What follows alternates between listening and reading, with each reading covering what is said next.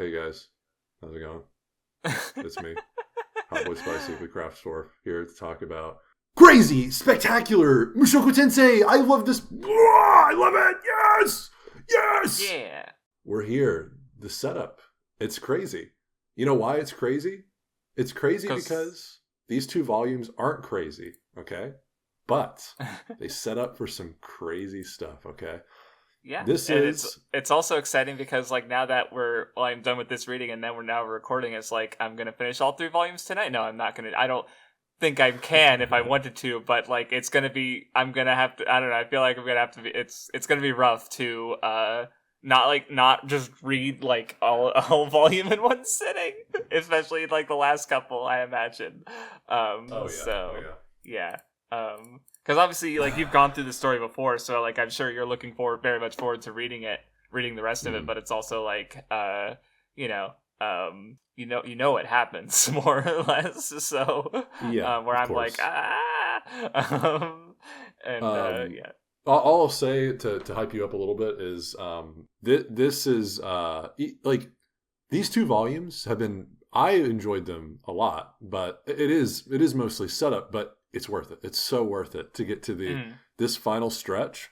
25 and 26 especially are going to be think of volume 15 like Rudius versus Orsted, but like I can imagine just from like but just thinking like about like amplified. the players on the table, you know. Yeah, but even more amplified because there's so much more. There's so many more characters at play, right? That's all I'll say about that. But yeah, it's definitely worth the setup that gets there. But it's not even to say again. I think the setup like in the moment is engaging enough anyway. So, but then again, I just happen to love the way Rifujin writes in general, for the most part. I think at times he can get a little bit too in depth on certain things for my taste, but that's a minor thing in comparison to like what he does with the different perspectives. For instance, like Rudius especially is his humor coming across all the time. I'm one to like it a lot. So yeah. With that being said, though, did you want to say anything preemptively, or do you just want to get to comments? No, well, I guess no, we'll just get to comments. So let's see, where do we start? I don't really have many that I want to respond to. Okay. Yes, some of these are just kind of like, oh, epic stuff happening, and epic stuff's happening, and I appreciate the comments. But Blade of Severance stuff that's stuff we've. Okay. The first one, Titania. Well, he's got a message to or you she. first, Krabs, or she. Sorry, yes. he or she. Yeah. Is it a she? Do I you know it's a person? she because she's a fan of she's been a fan of the Weeb Club and my stuff for a while. So yeah. Okay. Cool. Gotcha. My bad, Titania. I should have known with the name, honestly. So having gotten here, how do you feel about the take of Rudius going from sad pedophile into a happy pedophile? I might be spoiling it a little bit here, but I actually have planned for a while, and I'll probably actually make the video once season 3 is in its climax, its first core. I mean, with Rudius versus Orsted. Yeah. Once the anime gets super hype and people are talking about it, I'll probably release it. But I was going to go into like it's going to be a general video of like why I love Mushoku Tensei basically, and a lot of what I have to talk about is this Rudius stuff.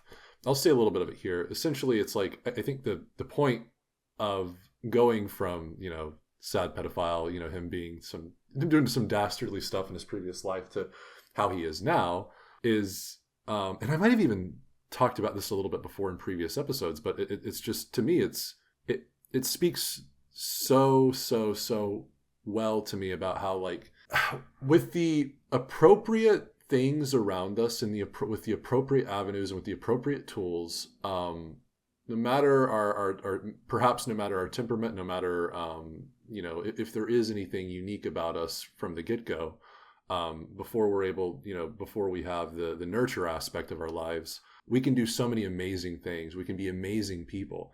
But if what we have around us is only debilitating, even the best of people with the best of temperament are only going to fail. They're just going to stumble, fall, and they're going to become potentially terrible people. Rudius, when he has the tools in this new world to be effective, he had Roxy come at the right time. He had Sylphie come at the right time. But that was even still, that was thanks to the man god's advice, right? But what happens, what ends up following that road that the man god carves out for him is it inevitably leads to, the first person that enabled him to start a true new life in this world is now dead. And because of that, you get evil Rudius. So now, again, there's like, you take one of those tools away and all of a sudden, he's back to who he was, epic if not Rudius worse, is because he's more powerful and more dangerous. Yeah. Exactly. I think just looking at Rudius specifically, what Rifujin highlights about, I guess, for lack of a better term, reality, to me, it speaks super strongly. Like, I love that aspect of Mushoku Tensei. I don't look at it as like happy pedophile, sad pedophile. I look at it as like a man that didn't have what he needed when he needed it versus the same man, but different. He is different.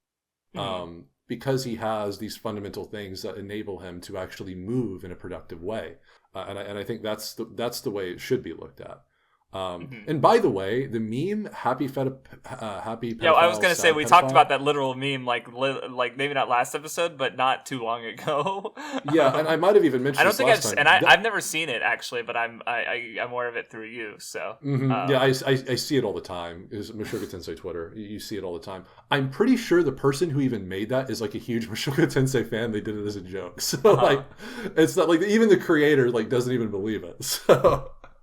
Yeah, it doesn't really have any bearing. I actually find it funny too. I think it's funny. So, but my actual take is obviously different, and yeah, that's what it is. And yeah, also I just want to note her comment about making the female characters relevant, which I just think is an interesting comment to say at this specific times because of the volume we're talking about today, which does a very deliberate flip on certain expectations, I suppose. I just thought that was I read that and I was like, oh, that's interesting considering the chapters I just read. I also like Thomas talk. I guess just highlighting because maybe I don't know if I dwelled enough on it or if maybe I said something to the effect of last time where just Thomas highlight he was offended by the Latria shit because his family betraying him, the thing he cares about the most, and of course that is also why it's so important that he accepted or he wanted to be taken back into the Latria family after the conflict was over, right? Once he saw that, maybe we talked about that last time, I forget, but I just wanted to make sure that if we didn't talk about it last time, I highlighted that's a cool element to that conflict that, I don't remember if I went into that angle quite enough, but it's been, or we did, I don't know, it's been a minute. It's been a little bit, I don't remember either, and I didn't watch that. I don't watch. I watch a little bit of the podcast here and there just to refresh my memory of what we discussed, but I don't watch the entire thing ever, not even close. But I mean, this comment. I don't really. Okay, first of all, that's his name. Yeah, I know that's. I wanted to talk about. Yeah, but go ahead. So, firstly, I don't think the rat. What? Correct me if I'm wrong. It wasn't Claire. It's Geese, right? Because it goes back to when he was talking when he was like maybe I should kidnap the blessed child, and the only two people were there were Aisha and Geese, and I'm pretty sure that was Geese's information. Claire had no part in that. That wasn't Claire's. Right, and it's Claire did was take Zenith and lie about it. They did. The Latria family did take Zenith when Geese delivered her to them, right? So what are they gonna do? Not take her? I just they're even just especially just think about how them being in the anti-demon faction, even if Geese was a longtime comrade of Zenith, it's of course they're gonna take her in that moment, and that's literally what Claire is thinking. I want to save this woman. And obviously at the end of the day, what she's doing is wrong. But I feel or even like you mentioned the blessed child's, you already explained this. It was Geese who leaked the information. Because he also had the comment about finding Rudy, bringing up kidnapping the blessed child funny, where it's I thought I explained myself pretty well, where it's he brought, in the heat of the moment, he thought, I didn't think it was funny when he first brought it up, because I thought it was an extreme and irrational solution, but I think it made sense given the context of, why he brought it up. but Cliff talked him down and talked him out of it. What I found funny is when he brought it up again right after that, and Cliff even gives him like a what the fuck look, basically, right? Like he already was talked out of it, and then he's thinking about it again, and then like that led to the absurd, like Rudy just wanting to kidnap the blessed child and just using this as an excuse, which obviously it's like that's not actually what's happening, but the idea of it was funny to me, and it's like I thought I explained it pretty clearly. So I don't know. And then I just the entire framing that you're using here, it sounds less like you're upset at us and more that you're upset with the framing of just the way it goes about, the way Rifujin writes it in the novel, and how Claire is kind of forgiven and all that stuff. That's the way Rifujin chose to frame it. I happen to like it. I happen to appreciate its subtlety is not the right word. I guess the because it's from Rudius's perspective, right? And then Rudius is especially seeing two lives where he utterly failed. He's a lot more empathetic to people that go down roads, especially when they're trying to do the right thing, but they simply just don't have the tools in their arsenal to go about doing so. It makes sense why this framing would be Rudius would not only be understanding and not apologetic, but empathetic to and willing to forgive, because he's been down this road countless times. That's his whole life story. So the reason the framing is that way is because we're looking at it through Rudius's lens, and I think that makes perfect sense. If that's your take and you think it should be framed differently, well, maybe you shouldn't follow Rudius as the main character, because this is kind of his whole story, right? Anyway, it's my 2 cents. Anywho, that about does it for comments. So yeah, we could talk about the books now. Yay! So one thing I want to notice is there was just some occasional so the volumes open with like the volume images and such, and I remember noticing in volume 23 they misspell Lucy's name. They spell it Lucy instead of Lucie. And then I also noticed, I think it was in chapter 1. No. It was chapter 4 of volume 22. They called Laura Lala instead. So I thought it was weird that they were doing different names, but then the other times they spelled them properly. So I don't know. I do want to point out 2 things, because one, we were talking before because we were talking about the different translation last time, and I looked at my my pile of books. Wink, by which I mean my PDF, my EPUB files that are totally legitimately obtained. Wink. And they all have an except for I guess the like 1 or 2 of them, they all have R and a number after it. So like my volume 9 has R5, and then my volume 22 had R2, and volume 23 has nothing. Which I based on that, I would assume that they are meant to be revisions. So it's possible that for volume 21 I have R2, maybe you had R1, or maybe you have R3 and I'm reading the outdated one. I don't know. And there was still some things that like the Russell the Jimmy's line that was in both of them, so it's like, but I was also going to point out how I think I want to note that, like, I don't know the actual release schedule, but these volumes are coming out coming out way closer to when they were originally released. So maybe there was more of like a time crunch or less time for the translator and editor to like tighten it up in a way, because we weren't really having many issues with the translation earlier, I don't think. So maybe it's that kind of just less turnover time, even just between the author, the translator originally reading it and translating it, right? So stuff like that happens. So I just noticed those little errors, and then we had a couple notes from last time. So I just wanted to mention that because to preface, because it's obviously it doesn't ruin the experience. It's just a little moment of like, that's weird, but it is what it is. So anyway, getting back to the story, so we have recap, of course, with Rudy explaining things to Orsted and wondering what to do, and in particular, since Geese's headhunting, well, Rudy should headhunt. They need allies to, and basically they're doing their again playing this big chess game and gathering their pieces for whatever the final conflict is, which, as we find out, it's basically apparently the location is set in stone through what the man god can see. So yeah, And yeah, one of the characters they even mentioned was the ogre god, and the way they frame it as like he's Laplace's enemy, so therefore the man god, who is also Laplace's enemy, is able to. And I remember being worried that Ruijerd might be lulled into the man god's like side for the same reason, but it's also like, well, there's no way he'd want to kill Rudy. Right, like I can't see that happening. So it's like obviously like 90% he's on Rudy's side, but then there's that's like 10% where it's like, because especially I was even thinking about how like it's because we get stuff with Body Gotti, and I was just thinking about how like when we first started introduced to Geese and Body Gotti, well, they're Rudy's allies. Well, Rudy's also allied with the Man God, and then he switched sides, and now they're enemies, right? So it just how like. That like as Geese says, Rudy's the one who betrayed the man god, so therefore he's their enemy. But obviously Ruijerd wasn't really involved in that conflict specifically, but still, just the thought of like, what if this ally turns against them was definitely a fear that I had. Also, I thought the Kamen Rider Geese reference was amusing to me because that reference actually predates the Kamen Rider Geats by a year or so. Which is just like, which is an actual Kamen Rider show. It actually like Kamen Rider Geese predates an actual Kamen Rider show called Geats, Geats, which is amusing that it's so similar even though this one came first. I just noticed that because I'm seeing it retroactively, obviously because I've watched Geats. It's not, I don't like it. It's not, wasn't a fan.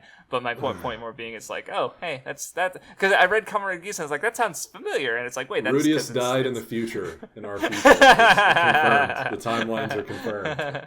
Anyway, and then we also have the Rudy's bold decision that because pregnant women have unclear fates, he's not going to have procreative sex or any sex at all until he defeats Geese. And I love the reaction to this, especially because there's like, well, Rudy, there's no way Rudy can do that, but there's also like, well, there's no way Sylphie could do that. Like, she's like, there's a mutual recognition that she's the horniest and most has the highest libido of all of Rudy's wives. It's funny too because Eris is the one who calls her out. She's like, well, if Rudius does this, you're not going to be able to not do this. And Sylphie's like, yeah, you're kind of right. Shit, you're right. And I love the mutual recognition there. Like, even Rudy's like imagining circumstances. It's like, oh no, if this happens, I might break. And it's just like, it's amusing and funny, and just it needs seeing their dynamic play out. They're being real. Being pragmatic about the situation. So Eris is there to save the day as per usual. She's gonna be his check. Mm-hmm. There's a cute, funny scene. That was, and honestly, the most memorable scene. I think. Well, that ended chapter 1, did it not? That might be. That's my last note of chapter 1. So I'm pretty sure that was how it ended. Yeah. And then we get into the King Dragon Realm right after this, right? Exactly. Yes. This volume has the King Dragon Realm stuff, and then Atope. And then I think the next volume is also kind of divided into two. Yeah, because it starts. I think, or more. Yes, because it starts with the next volume has Proteus, and then it has their search for Kalman, the North God. And the King Dragon Realm is kind of the start of these like excursions Rudius goes on that feel like almost wasted. But I love this about these two volumes, is because like King Dragon Realm was first, but like the little bit of stuff we get not only is really interesting to read, but it's like Rudius gets a little bit of something every time, and I feel like it's obviously there's going to be some payoff to at least a few of these things. I love that about these. It's like, there's not some big at the end. It's like, oh, look at what we accomplished. And Rudius is like, well, I spent a lot of time here and I didn't really get much of a reward. Orston might be a little bit mad at me, but like I can only do so much, Yeah, and one thought I had was like, even if like say, especially with Randolph, I had the thought of like, even if he didn't gain him as an ally, like, he was very clear that like this person's an enemy, and I imagine just like. Because obviously it's like we see in the extra chapters in particular, which are still new to you, right? Like, So, like how the man god's powers work, and I was just thinking about how, like, well, obviously everything would be unclear if Rudy was involved, right? So it's like he probably wouldn't send Geese after Randolph if like, well, okay, Rudy's involved with Randolph. And, so like he didn't directly say like, oh yeah, if you run into Geese, kill him. But they did put up wanted posters and stuff. And Randolph is like, he got he got points with Randolph so it's like where it's like, yeah, Randolph wouldn't easily be swayed to fight against him after that, even if he didn't give him as an ally, and that's still valuable because if he didn't go in and do that, where it's like, oh no, it's yeah, like if Orsted was like, yeah, you can't get this guy as an ally or whatever, and it's like it still could have been an ally of the Man God, right? So it's like it could have gone way worse in that way. Which again, probably not, given that he was aware of him due to the history, as we find out a bit more of that history. Later, but you know, so at the very least, even from Randolph, Rudius gets the ring where we get payoff at the end of the next volume where he gets to use it, and he gets more information from our best demon Kishirika. Yes. And my point being there is like, yeah, even if Rudy isn't gaining a lot, he like keeping Geese from gaining as well is still like valuable as far as this big chess game goes. So and yeah, it's also just interesting, like, yeah, just seeing like, oh yeah, Randolph and Benedicte and Pax II are sort of struggling, and so yeah, Rudy just helps him out and meets Vio the king, who turns out to be the king, and is actually like, especially like how he because obviously like part of his issue in volume 21 was that he's sort of just playing on a bigger scale. Like I was even thinking about it today because I was preempting, like I read the comments and went to work, and I was just thinking about how like he's just like, yeah, his solution to the problem of kidnapping the Blessed Child is like it's an action that would have such wide-reaching ramifications that he's not really again, because he's just operating on a different scale, so he's not the whole the conflict in general is like him not recognizing how powerful he is relative to these characters and stuff. And I was just thinking about how like he comes up with this incredibly drastic solution. Because he has the capability of doing it, like he literally does it, like, and obviously because she allowed it, but if he wanted, but I was just thinking about how it's like with where I was with, and so with Vio is like he sees this person who from Orsted's account isn't important in history, right? Like he doesn't leave a lasting impact in a way that Orsted clocked it, and if anything, but Rudy likes him, right? Like he finds him more interesting than the actual important players at play. So I thought that was just interesting because of him just sort of having that recognition of like, oh yeah, this person who isn't on this big scale like all these other people touched by fate and important in that, or just really strong. Like he's just like, yeah, you're just a cool guy, and I just think that's an interesting response, I suppose, especially like following up volume 21. I just thought about that. I was like, yeah, that's pretty cool. Yeah, and it's funny. It's funny that you're emphasizing that moment in particular, because that was the most. That's what I left with. Well, obviously it's the final note of VO, but it struck me so much because while I was reading it at first, because Rudius is talking about Orsted's kind of apathetic view of VO, given just that's who Orsted is. He doesn't have any interest in people that aren't either going to be significant on the opposite side or his side in the battle, versus Laplace and therefore the Man God. But that explanation, that kind of cold, calculated, like, yeah, and his faith's kind of weak. He's he doesn't make a big stir in the kingdom. It's really his son that does all the cool shit. It's like, man, like I've seen some dialogue. Vio is like a cool character. Like he's genuinely like his dialogue is. I enjoyed all of his dialogue and how he was faking being like sort of an insignificant prince. I thought all that was really, really cool. I was like, what the fuck, Rudius? Come on now. And then the end, but still, I'd like to like meet him again and become friends. And I was like, oh, okay, that's cool. Okay, cool. Because that's what I was just thinking. Like, I don't care. I like this character. And then for Rudius to say that, like, it just vindicated me a little bit. I felt good especially just thinking about how like Rudy comes from a world in which like monarchy as a system has been very thoroughly like. Yeah, I mean, it still exists in some places in the world, and it still has power, and even like notably, like England, for example. But like, when I think about it in terms of like media, I like One Piece, for example, very thoroughly like disassembles it, and I say from a modern lens of just like where we in theory anyone can become a ruler in like a democratic nation, for example. So like the fact that Vio is a character, he meets Rudy. On a common level, right? Like he his purpose being to see what Rudy was like when he wasn't putting on airs for a noble, for a king rather, because he was still acting as a noble, right? And I just thought, so like I could see why that would click with Rudy coming from, and having this sort of perspective on the sort of like different political systems and just, be like, yeah, of course he'd be more like, yeah, this is a cool guy who just like is more grounded and more aware of, his subjects. And it's like, yeah, and it's just very neat. And of course also the revelation that the culprit, like all this buildup of like all this situation with the outside pressures and Pax being in danger as a result, Pax the second being in danger as a result, it's like, oh, Ariel was the culprit. And Rudy's just like, can you stop? And she's like, okay, here's a note. Thanks. It's like, dude, like, what's crazy is because in that scene, whenever she so easily shows her hand to Rudius and then gives up on kind of her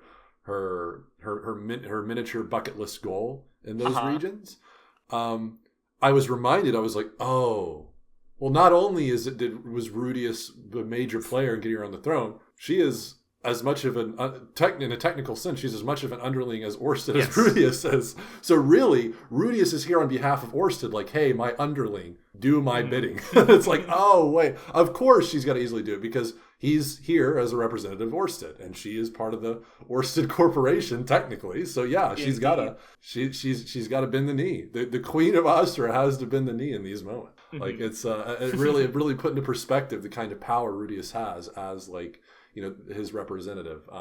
It's crazy. It's crazy. But also the dialogue with the doorkeeper was amusing because he's just like really just obstinate, good at his job, but really like obstinate, and like Rudy's like, God damn it, let me in. Yeah, there's a lot to the scene because the guard Doga is really cute. Like he's just like, what, are you threatening her? And then like he comes in and it's like, Arrow's like, no, don't worry. This is just how we talk. We like threaten each other low key, but like it's all jokes. And he's like, he's still like suspicious.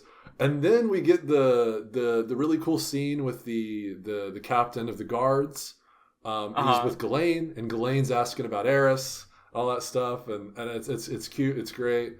But then we get like a really weird interaction. Like it's very Chandel Von Grandeur being a chuny dork, basically. Yeah, that he comes up and is like sizing up Rudius and is just like, LMAO, I'm out, and it's just like, but we get the revelation that the entire reason these three people are even here is because he wanted to come and meet Rudius, and it's like he doesn't really have much to say, and he just kind of walks up. He's like, LMAO, and it's like, who is this guy?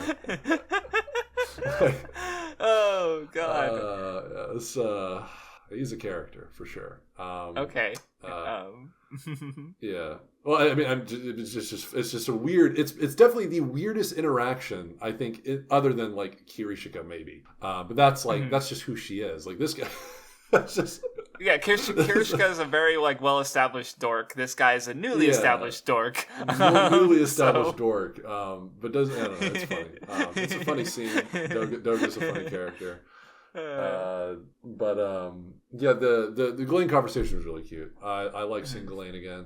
Hopefully we'll see her again after this. But I don't really got much else to say on this scene. Oh, I have two more things. Well, I have a little bit more to say for the rest of this arc, so to speak. Or do you have more to say about the Dragon Realm stuff? No. Okay, well, because I was just gonna say I like the Eris and Aisha interaction, with Aisha being so choosy about the dress and Eris just like, when Eris first came to the house, like the first one to greet her was Aisha, and I remember thinking about how like, Aisha had that like mischievousness when she was first introduced and that trickiness, and I was just thinking like that would be really interesting in contrast with Eris being on the dumber side. But then here you have, if anything, the reverse, where Aisha's very much overthinking things, and Eris just comes in and overpowers her with her raw emotion and just wear the red. That looks good. Shut up and get dressed. We're going. And Aisha's like, okay. And it's just like, I love it even more because since Aisha's overthinking it so much, Eris actually outmaneuvers her mentally, because she's like, well, but you're already wearing a red dress. It's like Eris is like, you don't want to match me? Like, we're family, are we not? Like, or do you have a problem with matching with me? And she's like, oh yeah, oh of course. Oh shit, fuck yeah, you're right. You're family. You're like older sis. Fuck, my bad. It's like she's like, yeah, fuck, wear it, motherfucker. Like, yeah, it was just like, you should really feel honored. Yeah, because we also get some Roxy and Eris stuff, and it's just like, I don't know. The novels are so Rudy focused that I'm very much just looking forward to seeing more like inter-family interactions, because like you have so many like potential dynamics here, and there's so many different characters, and so getting this was like just that's what I like to see. And of course you get the way that. Go ahead. No, sorry, yeah, you were still. I was just gonna say, and the way that the whole thing ends with Zanoba respecting his brother's legacy by giving them the Pax figurine, and just sort of like, him respecting Pax in his own way, and it was just like, yeah, that's really good. So yeah, because even in a technical sense, he's no longer the Prince of Chiron. Like he's here and only here as Zanoba, the figure maker. So respecting, it's cool. It's a cool tie-in to everything, to his resolution, and to Pax's. So yeah, it's good that you mentioned that. I should have also mentioned that because it is a great scene. But it's funny that you mentioned that you've been looking forward to more of like the family interactions, because literally right after this King Dragon stuff and the return to Asura is the fucking Roxy and Eris chapter. Which is super cute. Yeah, I love it. Because again, like I hadn't really thought about how like they both were familiar with Geese. They both traveled with him for a bit, so they're just casually like, he's our enemy now, but he was also like a cool dude. And then of course like Eris like brushing up on her demon, which is just good build into the next arc of just so they don't have to worry about the language, because I think like the language barrier was an issue because Cliff didn't know demon, I'm pretty sure, so that was like a sticking point a little bit, or at least it came up back with their prior meeting with Atofe, so having just Ryufujin establishing it's like, yep, everyone there's gonna know demon, so you just assume they're gonna be speaking in demon the whole time, and you don't have to worry about it, so I was like, that's good, but also just using that to have this like good interaction between them, of them just like chatting about their day, and just like, they're just, they live together, they're friends, and they're both really cool, and it was just very good. Because another big thing I like about it is because this is before right before we get the duo with Rudius being Roxy and Eris, and something that is pretty clear is that Sylphie and Roxy's dynamic is and the way they function from her to her is pretty well established even very early on, like in volume 13, how Roxy feels like very subservient to Sylphie, given that she feels like she's a nuisance and a burden, and she's number 2, and she doesn't mind just being considered Rudius's mistress, and Sylphie just wants Roxy to be able to feel like an equal. Like their dynamic is very well established. So is Eris's and Sylphie's, where Eris in a similar sense kind of almost takes a back seat to Sylphie, because Sylphie is not only an older sister role, she has all these maternal aspects to her that Eris lacks. It makes her feel a little bit self-conscious about herself. All this stuff is really cute, but Sylphie kind of interacts with Eris the same way. She wants Eris to feel secure in this new situation. She wants her to feel like an equivocal wife. All this stuff. The two people in this family that just we won't have a well-established dynamic for yet, even this late on, is Roxy and Eris. So this is something that I was, wanting, and to get that here was really, really cool, especially because they're both together for a while with Rudius, henceforth, since Sylphie is, in charge of like handling the house stuff. But I just appreciate it for that aspect. It did expand their dynamic a little bit more. How they are. I mean, Ryufujin even seems to agree, given that they are pretty awkward at the beginning. Roxy's trying to think, well, what the fuck do I talk about with this girl? I don't really know much about her. I don't know how to interact with this beast. Because there's like you got brains and bronze. One's like like young. Roxy's just older, but then like they're just like they seem very much like opposites, but they're still very much able to get along, and that's really cool. They're both similar enough to fall in love with the same man, so there's some similarities there. No, it's cute. I appreciated the chapter. Especially just like I guess. Because you were saying like the brains versus bronze. It's even exemplified in like the meal, right? Because like Roxy's like, man, I made it too salty. Is like, how was it, Eris? And Eris is like, seconds, please. Like she's loving it. She just got a workout. She loves the salt. And then Roxy's sitting here like critiquing her dish, like, it's too salty.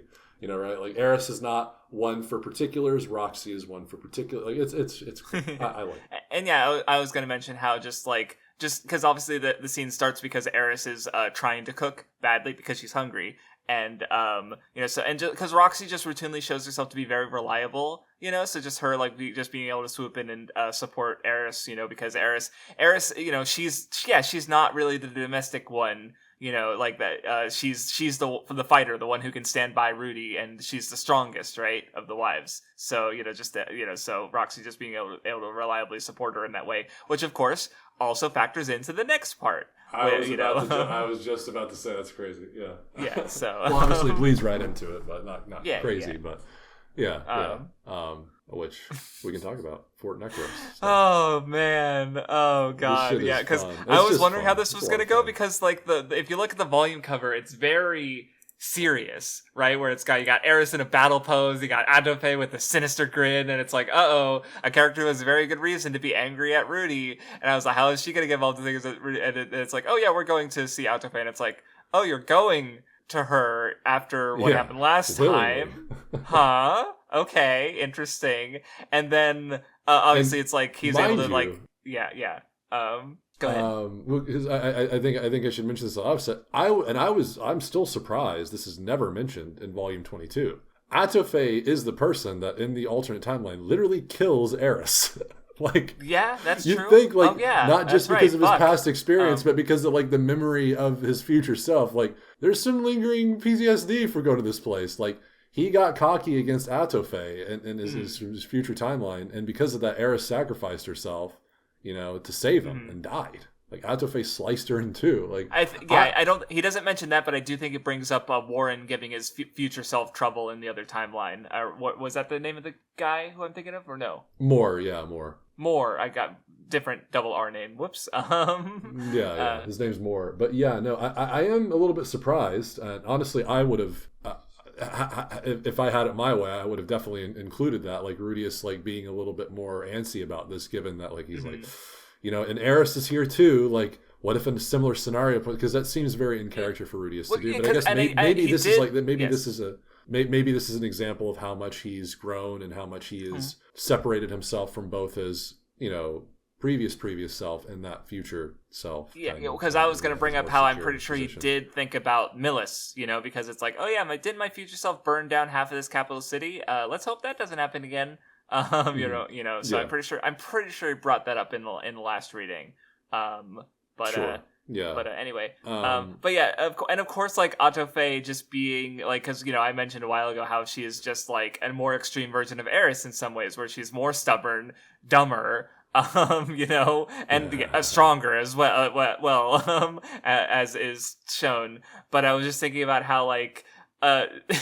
She is really fucking stupid. I love her. Like, oh, you three people with the same banding together because you have the same name, and it's like, no, they have it's not how they have the same name because they banded together. It's not Atofe. Atofe. How are you so stupid?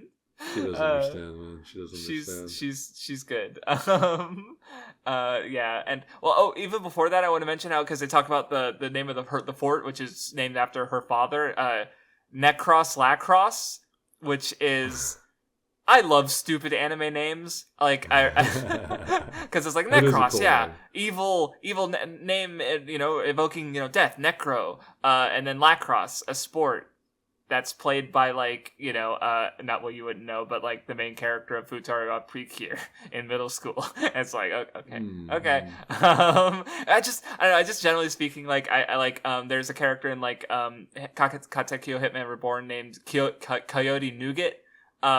And then there's in last Bible or another Bible, which is a Game Boy strategy RPG. There's like two characters who are rivals to each other called Freon and Ozone. Which like I just love dumb fucking anime names, and so it's like it rhymes, Necros Lacrosse, but it's also just kind of silly, even though it's like it's a very serious character like in the history of the world, and it's just, but it's also called Necros Lacrosse, and that just amuses me for whatever reasons. So anyway, it definitely is amusing. But Rudius, this is part and parcel of probably why he is.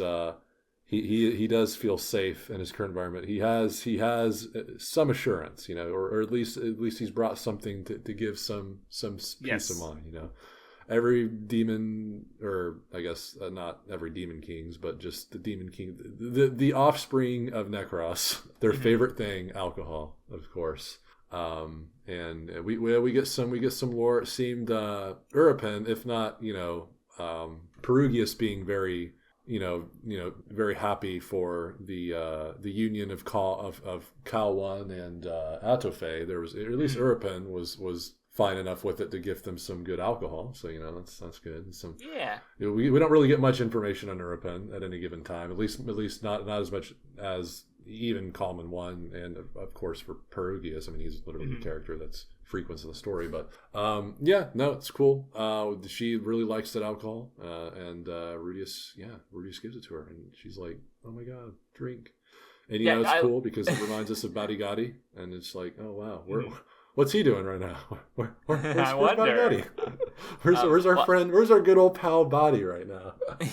I thought it was funny how it's like, this bottle's worth 300 coins or 2 lineas, and it's like, unfortunate. That was so funny.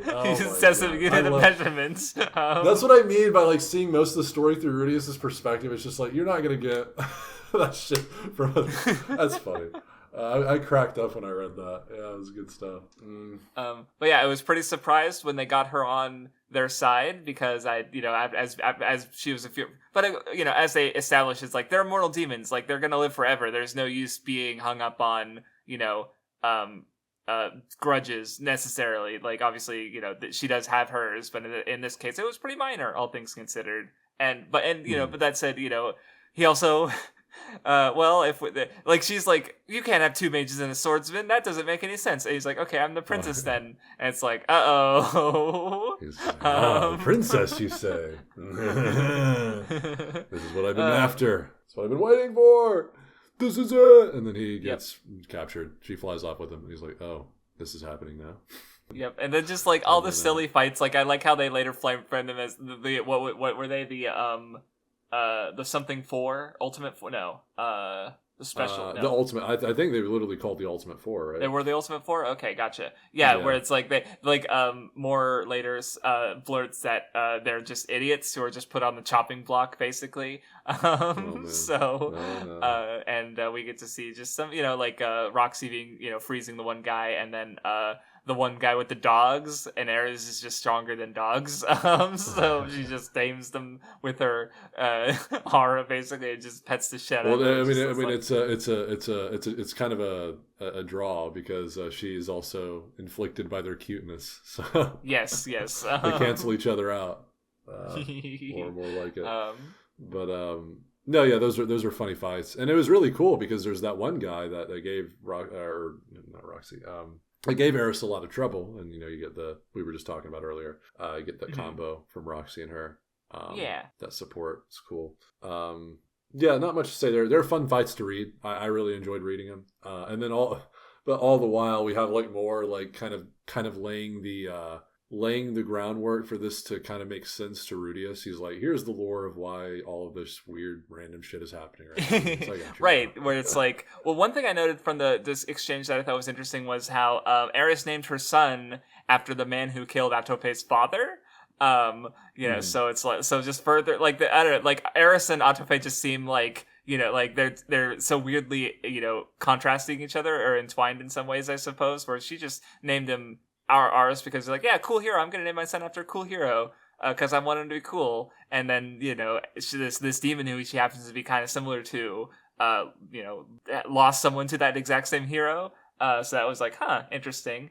And just the whole circumstance, the fact that it's inspired not by like reality in a sense, but by humans, like the stories that they told, that the embellishments, and like Altofe like sort of being influenced by that fiction in making this sort of like game bait more or less was just kind of interesting. And then there was also one casual comment because Mort mentioned Bodigadi being, a demon king of wisdom and intellect, and Rudy was like, that's weird.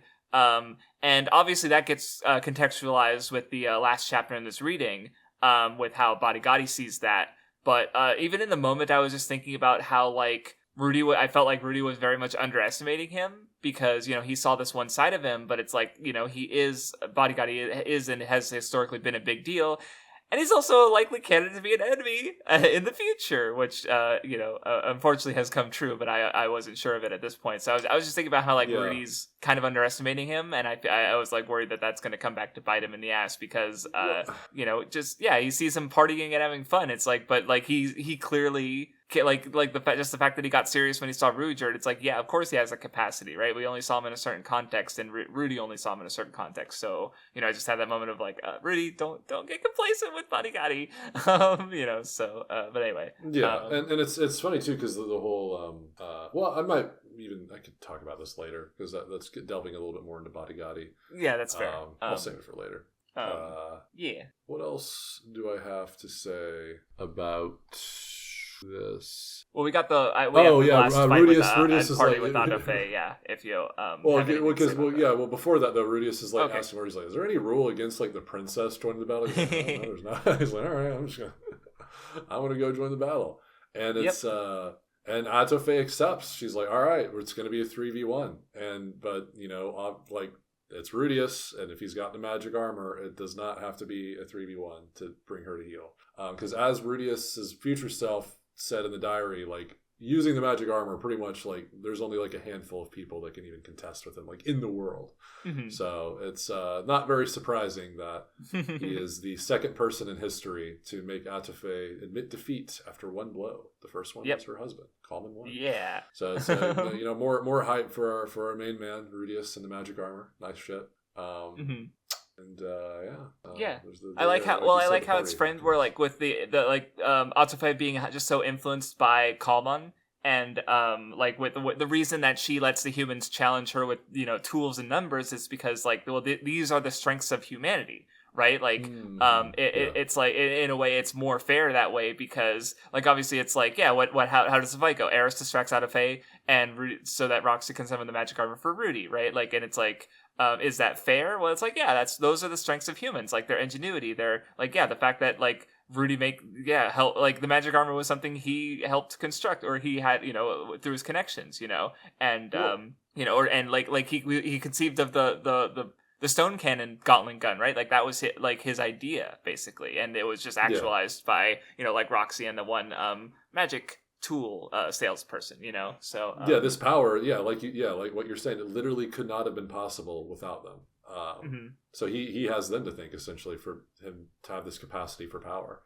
And so but another aspect is like this is really really really surprisingly great characterization from Atofe as well, because not just that, but like after the fight it's almost like she's got some post-nut clarity and she becomes the demon king of wisdom. Like she sets with like her her breastplate gone, she's half naked, but then she's like a sage all of a sudden. She's like, you humans, like every century, you climb higher and higher, and to the point where you're going to eclipse us all. Like it's like what the like, whoa! Atofe's kind of sobered up after that one. Like holy shit, she's like actually like she has the capacity to be a little bit perspective in her thought. She may be dumb, but she does have a wisdom that comes with old age and her perspective on humanity from it, right? And through Kalman and seeing Rudy, this person who matches Kalman, in some ways. It's good stuff. This is cool. Yeah, and she gives Rudius a black box, right? Or something like that. She gives I believe something. She says, "Open it when the time is right, or when he needs her, or something." Ominous. We'll see how that goes. But I mean, Atofe is she's got no qualms with going up against Lapis. So, or the she's got no qualms with going up against the man, or just helping right now. Which I am curious now, because especially now that they've fully established that Atofe is on this side and Bodigotti's on that side, how's that gonna shake out? It's shaping up to be an epic one for sure. But with that out of the way, we got that's Rudius's big W of the of this novel. He got Atofe on his side. Actually, that wasn't the biggest W, because literally this next chapter is a Giga family big W. It's so sweet. Precious. So sweet. Oh my god. I'm so glad that they're like, oh yeah, we should see your family. And of course they're like, they got to take Roxy. I think Roxy just wanted to go herself, and then Rudy's like, no. And he's like, we're bringing me and our daughter, hello, and it was just cute as hell, and just and get just to see grandma and the grandpa revelation, and, like it's just that like Laura is actually very sophisticated for her age, like talking very well, like able to construct like semi-complex sentences. It's just that she's more comfortable with telepathically doing it as her race is. I know. I love the like, I'm your daddy, and she's just like, I know that, dumbass. Yeah, true, yeah.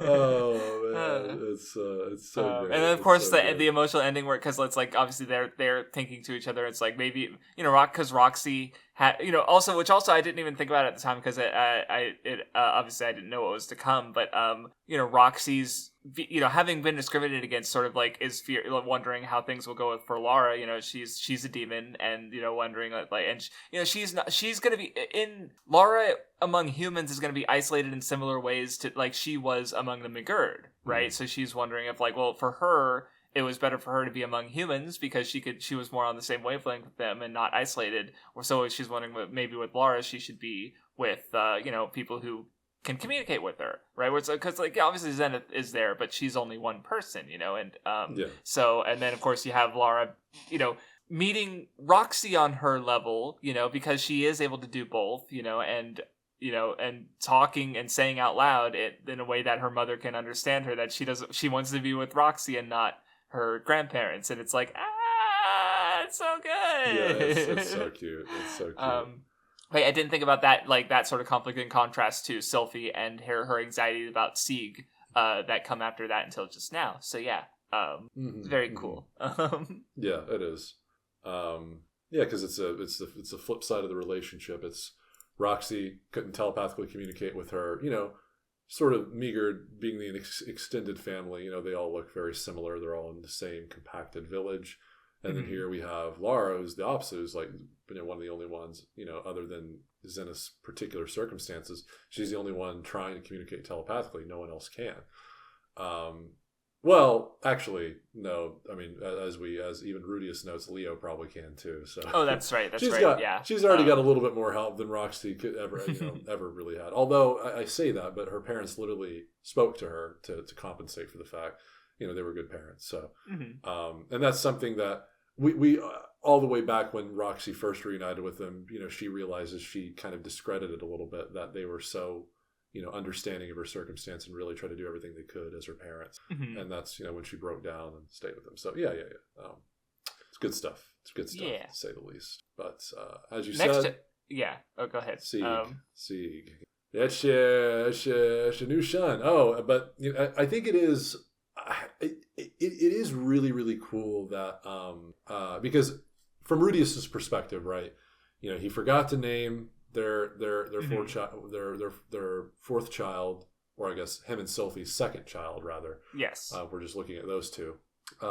And Sylphie immediately, like, she had been having, all these pretty bad dreams. So to Rudius, when her expression and the way she was a little bit dejected after, obviously, is, as he notes, it's like, oh, she's like disappointed in me. Like, now I got to do my utmost to gain her, trust that I am, present in this family still, despite me being busy. When in actuality, I love the recontextualization we get, where Sylphie is like, we get already, before we get the chapter from her in volume 23, we already kind of get the recontextualization from her apology to Rudius after Sieg is born. It's like, I'm so sorry he's got green hair, right? It's because to Sylphie, she's worried, especially with those dreams in tandem, that like somehow even the love that Rudius has for Sieg might that in of itself might wither and decay, and then Sieg will be alone, right? And something might happen to even to her, to Sylphie, right? And so she's obviously, and she knows cognitively that these worries are fucking baseless. Obviously, Rudius is not going to do that, but still, the feeling she has, especially with Rudius forgetting to name it, almost seems like an omen, right? Like an ill omen kind of thing. It doesn't make any logical sense, but that doesn't necessarily equate to alleviating mental worries, right? As we know, life goes. I just love, because I love anytime a story, the Monogatari series does this a lot. I love anytime a story plays with the perspectives in which we're telling a story where we have Rudius's perspective, we have an explanation, but that's Rudius's explanation from his subjective experience and his subjective interpretation.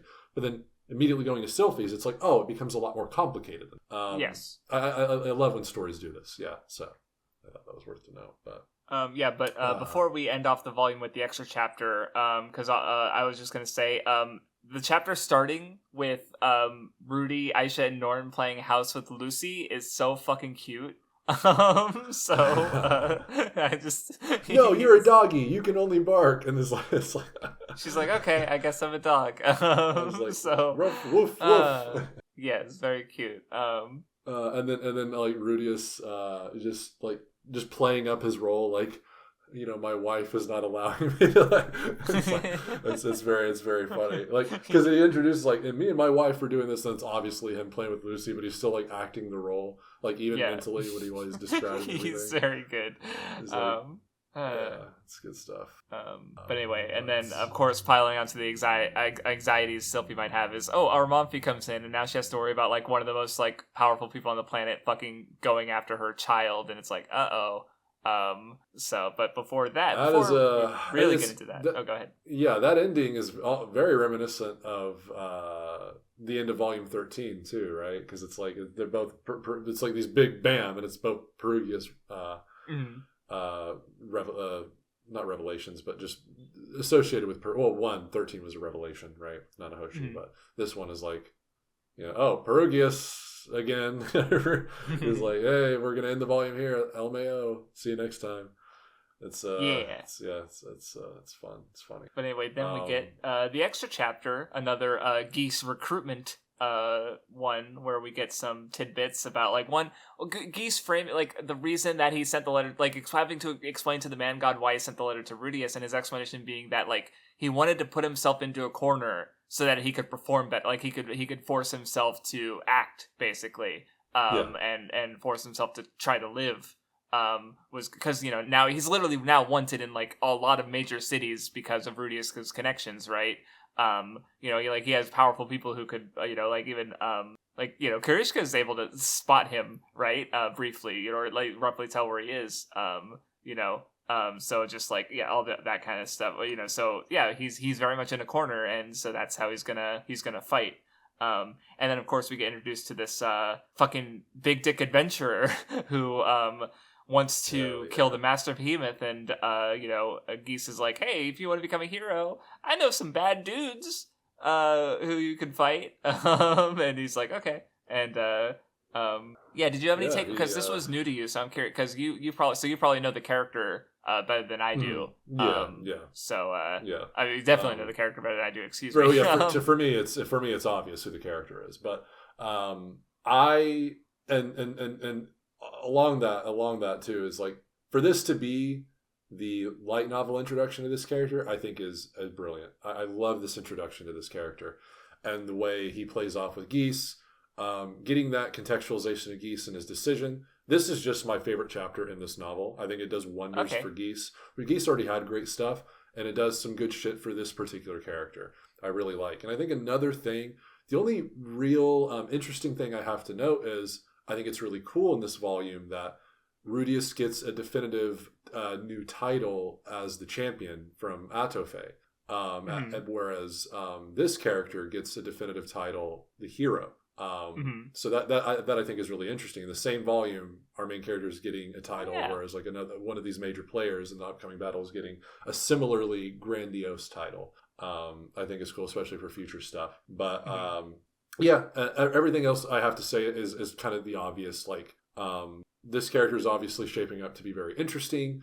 Geese is becoming more and more of an. I truly, I think these extra chapters have done so much. Where Geese in the web novels was already a great character, I'm feeling him a lot more now that we're getting these light novel exclusive extra chapters, where I think Geese, he's already gone up a whole level for me as a character, even with the context I have of the final stuff that I read in the web novel, and it's crazy to think that this stuff wasn't here before, right? It's like it feels almost at this point. I wouldn't say honestly the Bodyguardi one especially feels like very, like, not that this one doesn't, but the Bodyguardi one just feels so necessary for his character. Well, that's the thing. That's the thing, because in all honesty, and I'm not this is pretty broad. Bodyguardy felt a little bit. There's some vacancy there in his character, I felt, in the web novel, but that has already been accounted for now that I have this extra. So that chapter especially, was very, very, I think, necessary for me anyway. Okay. Yeah. I see. Yeah, so I was gonna say, because like maybe I could have easily been missing details, but has this character been named before, the hero? Because the way he's described as like a youth, like, so that's like, oh, so he's like a younger person. I don't know. Have they been named before in the novel? Just you want me to tell you if this character? I was just curious. Just give me a yes or no. Like, should how much does that? It's a yeah. Yes, this character has been named before. Okay, well, I'll find out in the future, I guess. Nice. Because I do want to say something, because I was thinking about the Galfarian thing earlier, and after our discussion, I was realizing, because you mentioned like Tobi Obito, and it's like, okay, excuse me, Tobi and Obito are really important characters, and I kind of just couldn't remember the last time Galfarian was where it was. I assumed he was just at the Sword Sanctum, so I didn't like put two and two together that now if I'd read that after this chapter with Galfarian, I would have been like, oh yeah, okay, I see it now. But he's just, I don't know, he wasn't as important, so I didn't understandable. Pay as much attention to like a relatively minor character, and because I didn't see in comparison, like Tobi was like, he's one of the Akatsuki, right? Like he's, if nothing else, a future antagonist. Galfarian was just like, oh, he's some guy who trained Eris, so it's like I didn't necessarily grab that. Oh yeah, he's gonna be really important later. So yeah, I get what you're saying. I just thought there was a specific moment in general that I thought you would have put two and two together. I just was. I didn't realize until going over again when discussing it. Well, for me, it was he's Orsted's enemy, right? He's someone who has a grudge against Orsted, and it's like, so he'd have a reason to fight alongside the man god against him. Yeah. Like for me, that's what it was. But I didn't click that together until you made me think about Galfari. Oh yeah, so one thing that they mentioned that I thought was interesting, or in this chapter, because again, me not knowing who this youthful adventure hero is. Geese, like, he is Rudius's weakness, I guess, or maybe I'm misremembering who that was applying to, but I just thought that was an interesting comment because I'm like wondering what the fuck that means. But I suppose I'll find out. No. Okay. Anyway. What, did you just have a thought? I don't know. I just thought about those kids in the Demon Continent who for some reason I was like, did one of those kids grow up to be like a big dick adventurer? And it's like, no fucking way. But I'll put a pin in that. I'm gonna read 3 volumes. No, I'm not gonna read 3 volumes tonight. But I'll think about I want to read 3 volumes tonight. You'll think about reading 3 volumes. That's good. No, because I need to pace myself because I know that as I edit this discussion, I'm gonna want to read more, and I'll barter with myself and be like, I'll edit 20 minutes and then read another chapter or something like that. So I need to like not like wait to read it until I'm editing the podcast, because then I'll I'll make some progress that way. At least reading ahead. So anyway, moving on. Oh yeah, and then. The Master Behemoth won't show up for 80 years. Interesting fucking number you picked there randomly. Where have we heard the 80 years thing before? Oh my god. And especially like the following volume with Nanahoshi, and it's like, you're placing shit for the future, you motherfucker, you piece of shit. Oh where's the first Lara volume? I fucking need it. Give it to me. I have something to say about that too, and this is not. I'm not using future information with this. It's something that, unless I just don't remember something crazy, but we'll talk about that in a sec. Well, real quick, I'm going to use the bathroom, so if you want to get started on the next volume, I'll introduce chapter 1 of volume 22. Unless hopefully you're done with volume 22. I think we've covered. No, I'm done with. I was the last one I had to mention was the Master Behemoth timing of that, where it's like you keep. There's 80 years, always 80 years. This fucking you can go ahead and go to the bathroom. This sequel series with Laura, I need it. Ribujin, please. I know he's working on some like orc series or something right now. Has to do with orcs. I don't know. Honestly, I don't care. I love you, Rifujin, but I didn't even read Kishimoto's failed next manga, okay? So, even when it was still ongoing, like when it was a big news that he was creating another, I didn't read it. There's nothing against you, man. Nothing against you. It's just, I just want the Lara sequel. That's what I'm here for, okay? I don't care about orcs, all right? I'm racist against orcs. What can I say? I'm kidding. Anyway, orcs don't exist, so whatever. Anyway, so chapter 1. we're here in the floating fortress again, and Sieg's hair is green, so Orsted's saying that this is not Laplace, but if Perugius convinces himself that it's Laplace, what's going to happen? What are we going to do? I love. The only thing really to note that I have here that I love is like Rudius just being very transparent about like he's being questioned by Perugius. It's like, what have you come here to do? What are you expecting? If I do announce your son to be Laplace, what will you do? If he becomes Laplace, what will you do? Rudius being very transparent about like I'll try to course correct him on the right path, and essentially even that aside, he's like and if you like kind of turn your animosity toward my son, I will just fight you. We're gonna have to fight if you deem my son Laplace. And it's like, damn, Rudius, okay, like no legs shaking or anything. You're looking down the armored Dragon King, like we're gonna scrap if you think my son is Laplace, all right? And even if he is Laplace, we're still gonna scrap. It's like that's my boy right there. Love that shit. Yeah. I definitely like that. Even takes note of it too, because Perugius, that's part of the reason why he started this endeavor for Rudius and gave him this sort of opportunity, because something interesting to note, and I don't remember how it's completely set up in the web novel, but I'm fairly certain all of this stuff, the journey to the divine continent, none of this is in the web novel. So really, okay, I'm pretty sure from my recollection in the web novel, just there, he gives him the name Saladin. He's like, oh, it's not Laplace, don't worry. I remember our promise before. I was going to name your next son. Well, here we go. I bestow him the name Saladin. That's it. So to me, almost this feels kind of like a reward in a sense. Although it is, they got to go out of their way in a lot, and Rudius has got a lot going on.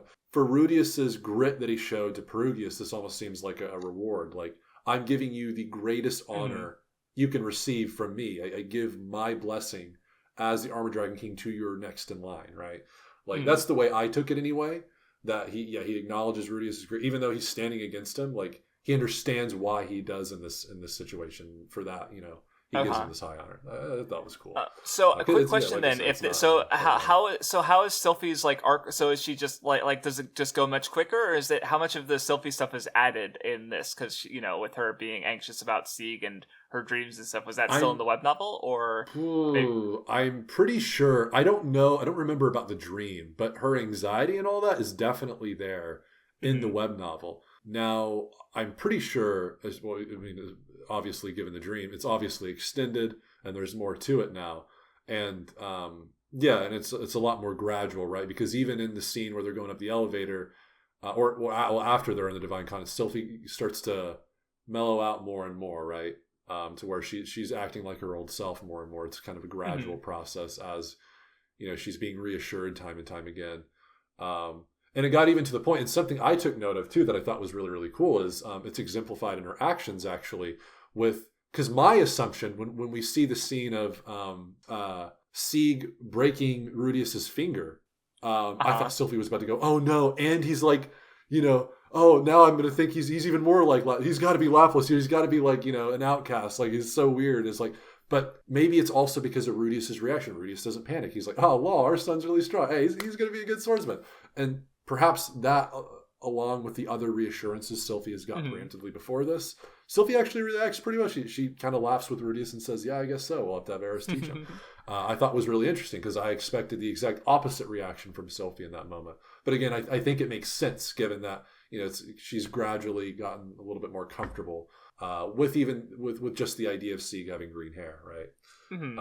Because that's the root of all of this is like, oh no, Sieg has green hair.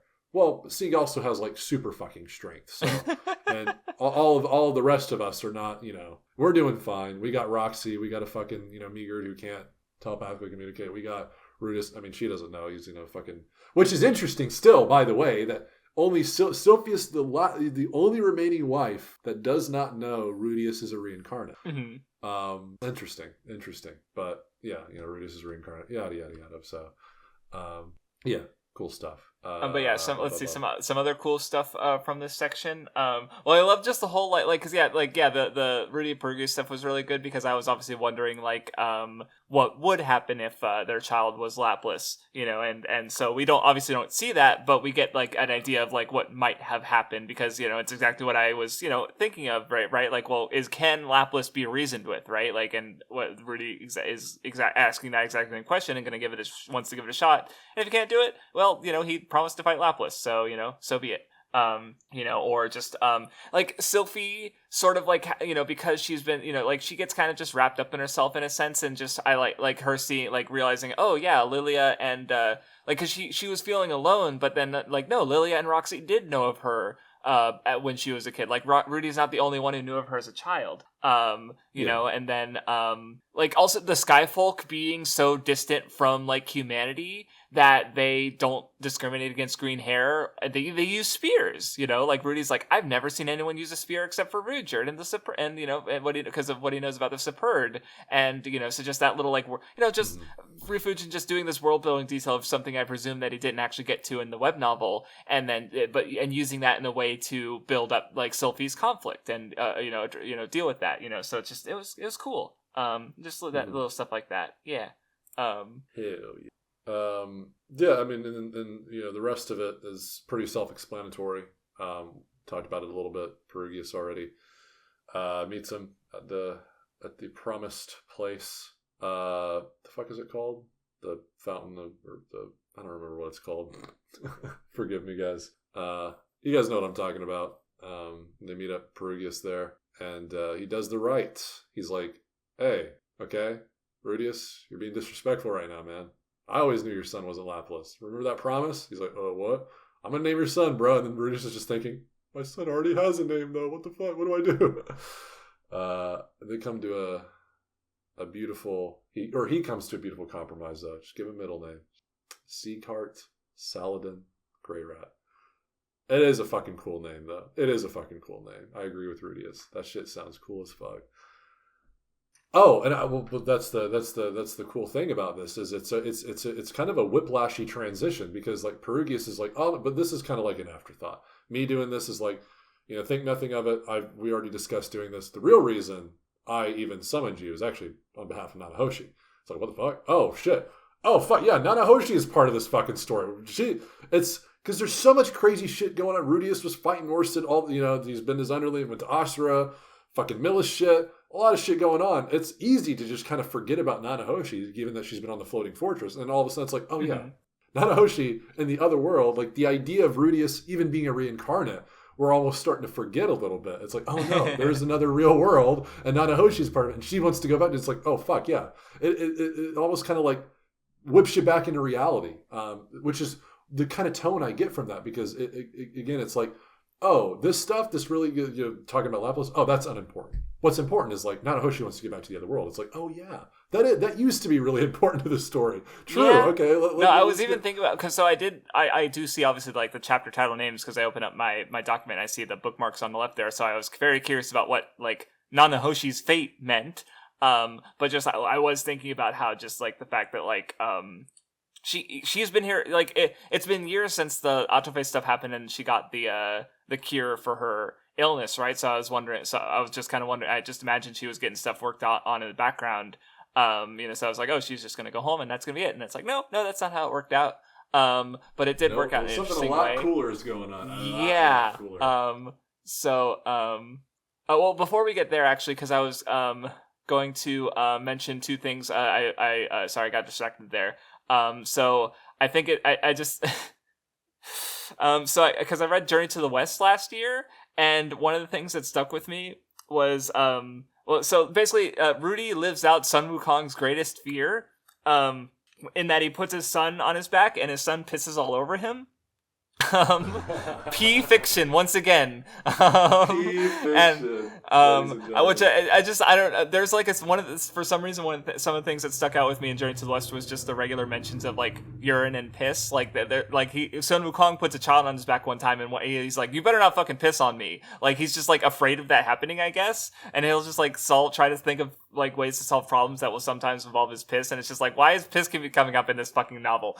So I just thought about that when Rudy lives out his greatest fear, so I thought that was funny. And then also Lucy calling Eris Red Mommy is fucking wonderful, and I love it. She's got Mommy, Red Mommy, and Blue Mommy, and it's like, oh my fucking god, that's so good. That's great. That's great. It's also great that like you get more of the family dynamic. It's like she views all of them as her mother, which is so cute. Yeah. It's so precious. It's so cool. Mm-hmm. Like obviously that's the way it would work because they're all like in this together. Mm-hmm. Like it makes sense because we see the extension of that even with the extra chapter with Eris is she's surprised by how willing to accept or how she didn't have to take any time to accept that, Rudius already had a kid with Sophie and her name was Lucy. Like to her, like Eris already kind of saw this as like a family member worthy of protecting. So it's obvious that the extension of that would be with all the children consider all of them their mother. Mm-hmm. Probably equally. So right, which is something that Norn and Aisha never really got because they were so young when the teleportation incident happened, right? So even though they were in a similar circumstance, not to say that because obviously we see Zenith considering Aisha as a daughter, but like. They just have such different circumstances compared to Rudy's kids, so it's I could easily see them being different. But I was gonna say, we didn't talk about the Lucy Rudy talk, did we? Because we did not, no. Yeah, because Rudy was bummed about disappointing Sylphie, and so he talks with like Lucy, and it's just like a really sweet conversation with her. Just apologize, and also him impressing on her that she's the oldest sibling and she needs to protect her younger siblings, and it's like and her like Sylphie noticing little Lucy taking that to heart, and it's just really good little Lucy stuff. Very curious how she's gonna turn out because she's a sweet girl, and who knows? But who knows? Maybe I'll save probably the little. I'll save what I'm gonna say actually. It's maybe kind of spoilery. I don't know how much you want to know about future stuff. Well, I mean, we literally have like probably like a month left until we're done with the books, and we're gonna get more Lucy content, so we might as well wait. I think it's fair to wait. I mean, I say Lucy because she's on the cover of one of the 2 extra volumes we'll be reading, like central. I guess this isn't really like. From what I understand in these novels, we just get a lot. Which seems obvious given it's called redundant reincarnation. We just get a lot of shit with the children, and from what I understand, very good. There's like a lot of additional content with them, which I'm excited to see. Because I know some direct spoilers. Unfortunately, some are really major. Some are like, I wish I did not read that. Hope you can dodge it. Hope you can. Also, real quick, do you have access to volumes 26.1? It is like an extra chapter, Dead End Allied to Children and with Roxy from the that I happen to have in my download. So if you not, I'll send it. I'll make sure you get it so we can read it when we read. Volume 26. If you would, just in case. After this, I'll see. Just because I just realized we were talking about like extra stuff, and I was like, wait a minute, I just remember I saw that in there, and it's like, well, if it's an extra part of volume 26, then we should definitely read it next time. So there it is. Did not know this was a thing. Did not know this was a thing. Yeah, I don't. It says Bookwalker exclusive short stories, so that's where it comes from, I guess. So actual Mushoku Tensei content being withheld from people who didn't buy it through this specific platform or pirate it because piracy is based. True, just as our hero Luffy would say. Who also goes by the name Lucy occasionally. True. Tie it back. Coincidence, I think not. But anyway, so going back to Nanahoshi is, we see the teleportation experiment. It fails. Perugia's fucking Rudy. What the fuck are you doing? And it's like, it's not me. Bro, don't kill me, please.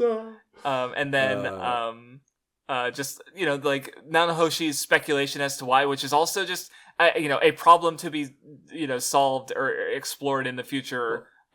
Conflict, I assume, because like the way they have this sort of conflict where Nanahoshi's sees like time as like locked in a sense, but Perugius is like, he doesn't like the idea that the present is held by the grip of the future, and then the sort of like him enabling her because he wants her to find out that she's wrong, right? Ideally. The reason why he wants her to find out she's wrong is, even on this note, it's because of how it associates with her. What I love about this is because, okay, so Perugius says one thing and like his actions completely convey the other. So he tells Nanahoshi, she's like, thank you for everything. He's like, no, that's, think nothing of it. You showed me some interesting stuff too. That's as far as our relationship goes. Like, it was a give and take. Well, no, because his actions, his visceral reaction, where it literally usurps like his cognition, says the exact opposite. He's like, Rudius, what the fuck? What are you doing? And then Rudius is the one that, and he doesn't know a lot about this shit. He just he's just the battery, as he says himself. He's like, well, wait, like if I did that, it wouldn't have just, it wouldn't have just immediately cut off like that. And then Perugius is like, oh yeah, actually you're right. But that to me that spelled out like, he super cares for Nanahoshi's well-being enough to like react for her, like, in an uproar, with this, this visceral emotion, because he wants the best for her. He appreciates her presence. He sees her as a valuable friend. It's kind of tsundere. I see it as it's cute, but anyway. And like you were talking about earlier with like Rudy, like kind of forgetting that Rudy's a reincarnation because he like lets it slip to Nanahoshi, and I just wanted to, like, I fucking like went like I gasped when he just like blurted, and she's like, wait, hold the fucking phone, and that fat guy, and it's like, oh fuck, no, please. Yeah. So that was interesting, but then, and yeah, just in general, their conversation and like, Rudy's letter to his family, and just like, hey, help. Yeah, because coming full circle from the Norn chapter, right at the end of the Norn chapter, he's like, maybe if I get a chance, yes, like, I was thinking about, I'll have Nanahoshi send a letter, to my brother, and here we have it. No, I was even thinking, when thinking about like Nanahoshi's fate and what that chapter might entail, I was even thinking like, I wonder if he's gonna want to send a letter to his original family, and sure enough, that's the part of the plan. And then we also find out about fucking Shinohara, who I presume is the man that the person the man god doesn't recognize, alongside Rudy's descendants in Orsted. That's what I was going to say earlier. So I clocked that. So yeah, okay, that's good. You picked up on it too, because I've had that in my mind for a while now. It's like, I see Orsted with one of your descendants and one other person that I don't recognize. It's like, that's got to be this person. After all these revelations, that's got to be that. Yeah, no, it's stories coming together. The story for fucking the sequel is coming. It's crazy. I cannot wait. Right, the time loop has to be completed. The guy who can send things into the past, saved by Shinohara, and and just how like that again. I was thinking about this when I mentioned the Master Behemoth too. It's just like seeds being planted for the future story. Right, it's just gonna be like, how's so anyway, I'm trying to think if I have anything else to say about the Nanahoshi stuff, and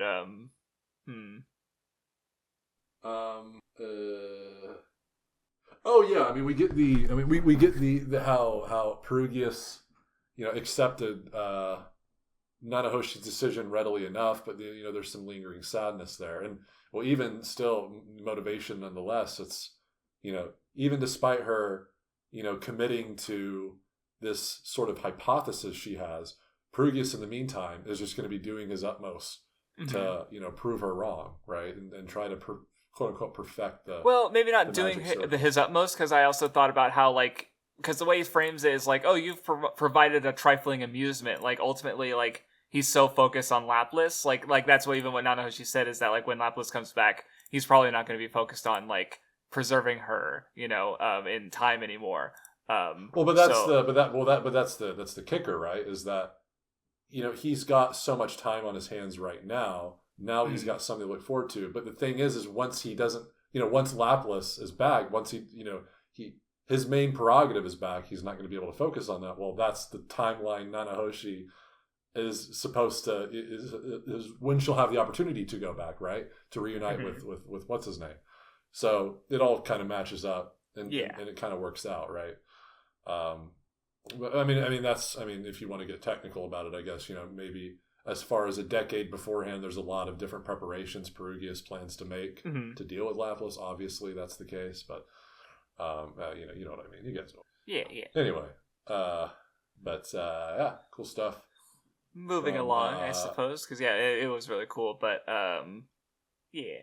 Yeah, I mean, just the idea of Nanahoshi going pretty much mostly being asleep for the next 80 years until we get the sequel, and just the fact that Nanahoshi is going to just be a player, and this is essentially confirmation that she's going to be a player in the sequel. Exactly. That's why I thought it was interesting.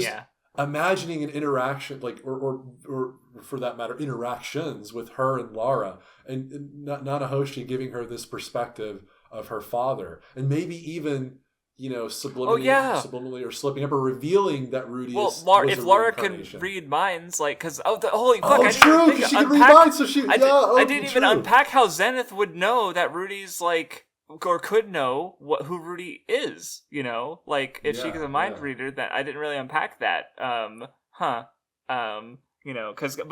Anyway, the immediate point being is that Lara might be able to tell things from Nanahoshi about Rudy, that because I guess if she can see images in Nanahoshi's mind, then she'd be the only one who actually, aside from her, who actually knows what he used to look like, even which is I don't know.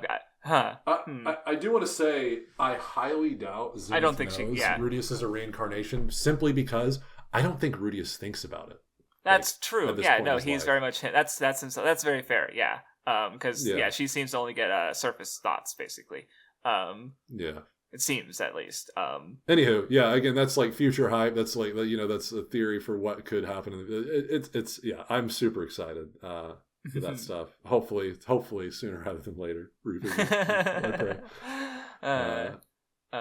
I love your world. I love your story. Please. Yeah. we already got supplemental material already to look forward to. So he's already done a lot. So yeah. Give him a break. So anyway, moving on to the Sword Sanctum. We get so apparently Gino defeated Golfalion, and which kind of reframes what he was doing with the dragon and stuff, where it's he fucking left because he's not the sword god anymore, and it's some cool interesting differences in the classifications, in that for the sword god style there can only be one sword god. And so that creates a weird meritocratical kind of thing, where it's anytime there's a new sword god, people see it as this, this ripening time where it's this new blood sword god, if I defeat him now, or him or her now, I will be the new sword god. So there's always this these rounds and rounds and rounds of duels right after a new sword god is crowned, whereas for the North God style, there can be multiple North gods at the same time. So it's which cool makes a lot of sense, because as a style, it's not really cohesive. Sword god is one specific style where it's literally kind of built around one move and one idea of just beat your opponent before they beat you. Where the North God style is more about individuality, so it makes sense that you to be able to have different individual North gods who aren't necessarily stronger than one another because they fight completely differently, So it's cool. Sure. But one thing I want to note, given the revelation, just on its surface level, Gino being the sword god not only is a kind of a slap in the face, what, him out of everyone? While he was probably one of the more skilled sword saints, he wasn't even close to from what we.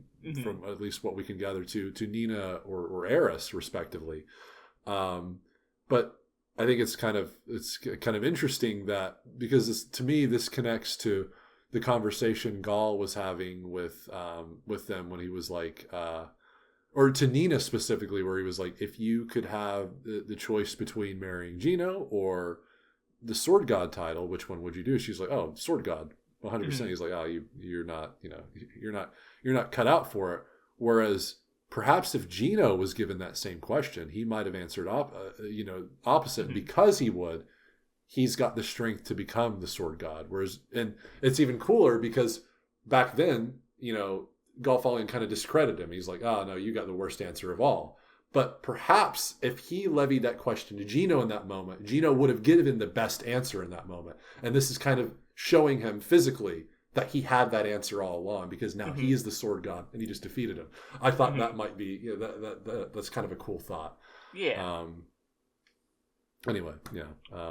Some minor things about that chapter that I thought were, well, one is just Nina being pregnant and Rudy just not recognizing that at all. Like, he's dumb fuck.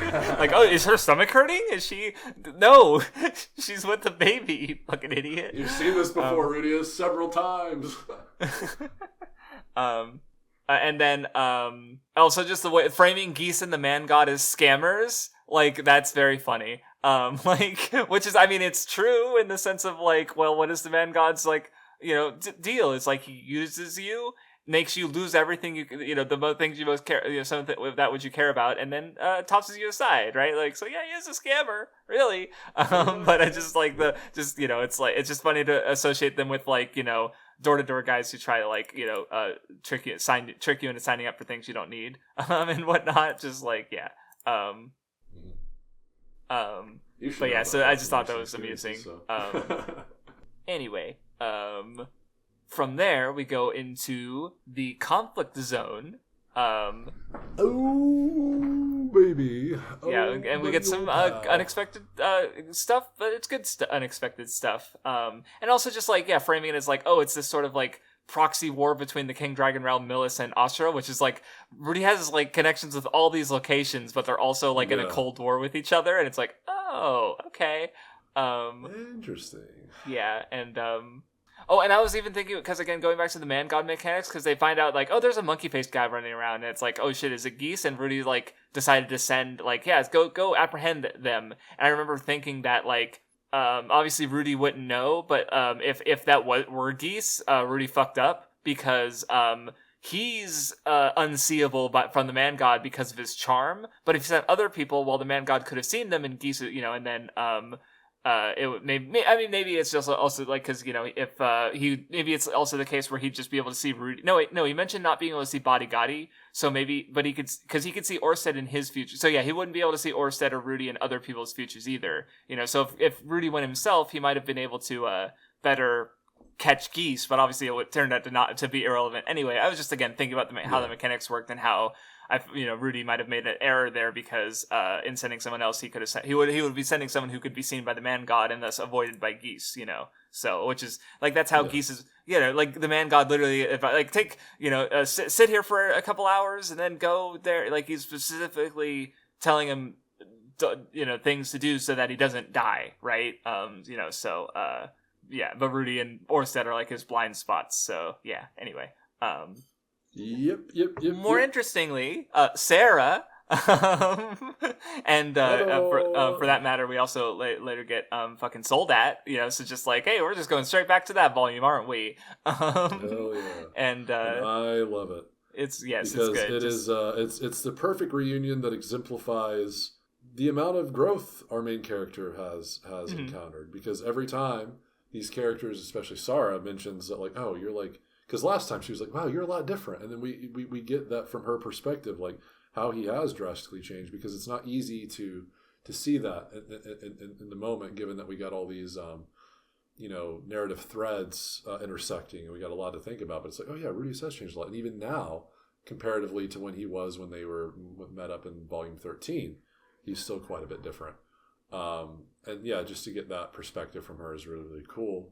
But what I think is even cooler is that, like, how Sarah just so easily, like, because of the conversation, because of, like, the perspective Rudius gives her, and just examining his own life and how much he's done, and who he is now, she's like, yeah, you know what? It's time to start the next phase of my life. You've started a big family. You seem really happy. I want to. I'm retiring from the Amazons, and they're like, the other Amazons like, what? Hold the phone. What the fuck? Yeah, no, that was really good for her. Yeah.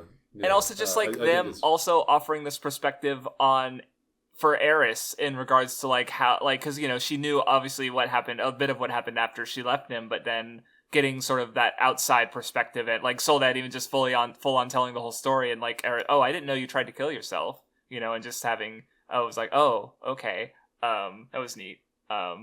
Just sort of getting, seeing Soldat's doing well in his own right, and but yeah, Eris sort of like, oh shit, I really did hurt you, and just them sort of working through that a bit was nice. Yeah, it's cool to see because Eris has only ever seen Rudius completely dejected once in her life, and it was when it was the interaction with Paul and Millis, and she was furious, like she could not forgive Paul. Even by the end even after Rudius had settled everything with Paul, she was just like, I can't believe he put Rudius in that state. But the notion that she had Rudius in an even worse state, God, like I didn't think about that. Of course, that would have been crushing. Of course, she would have ran away. Like, how can she direct her anger at Soldat? She's the one in the wrong. Like, and just how dejected she is after that. The good stuff. It's great stuff. Not much more to say about it other than that, because that's what I immediately thought of is like, oh wow, like Eris now knows that she put Rudius in an even worse state than that. That's gotta hurt. That's gotta hurt. Yeah. And then some other little tidbits is we just also go back, like, so after getting this sort of like Rudy post Eris stuff, we go back to Rudy's with Eris, where we see like worshippers of Ghislaine from that extra chapter. That must have felt come back around. Which because that was an extra chapter, so that wasn't in the web novel. But was this added in the? Or I mean, it's so minor, I could easily see you forgetting it, even if it was in the web novel. But I was just wondering if it's like I'm gonna have to go back through this stuff because I don't even know that any of this was in the web novel. Like, okay. Any of this, like, I mean, it did. That's fair because it didn't amount to like much in the way of like advancing the story in a sense, but it just gave closure on, and some tidbits, but mostly like closure for Sarah and Soldat, and especially Philip and Hilda, where they dug up their bones and put them to rest near Sorrows, and it's like, just giving a little closure to Eris's family that they've been dead for fucking years, So that's and then like here rests the lion or whatever is like such a good like if they can't say Soros, it's a good way to. It's so cool.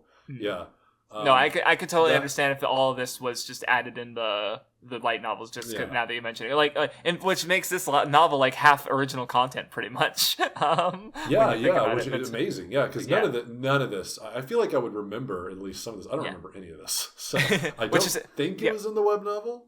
Well, I mentioned obviously like the Nanahoshi stuff had to be right, but the Nanahoshi stuff definitely was in there, but this other stuff I don't think was. Maybe it was though. Maybe I just don't remember. But I feel like I would. I don't know.